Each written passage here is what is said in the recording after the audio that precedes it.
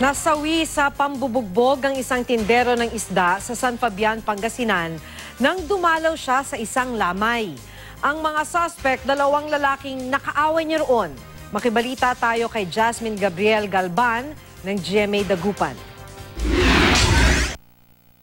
Nauwi sa pagkasawi ang pagbisita sa lamay ng tindero ng isda sa San Fabian, Pangasinan na si Rufo Soriano.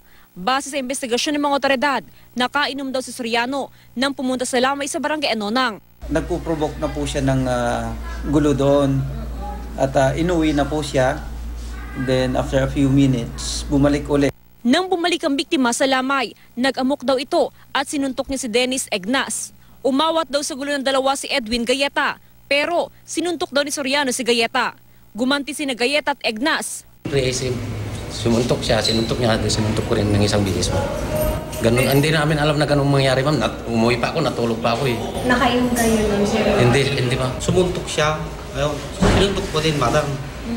Hindi ko naman akalain na ganun ang sasapit niya. Hindi na wala kami intensyon na nung nangyayari sa kanya.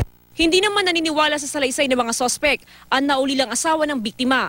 Kinuyog daw ang kanyang mister, sinuntok at pinagtatadyakan daw ito. Kung isang suntok lang, hindi ganun nangyari. Namatay agad. Hindi namin na sa ospital. Okay, gana. Tapos, nilapitan ko, yung pala asawa ko. Kaya nagsisigaw ako, natulungan ako. Wala nang buhay. Mahaharap sa kasong homicide ang mga sospek. Jasmine Gabriel Galban, Nagbabalita, Pilipinas.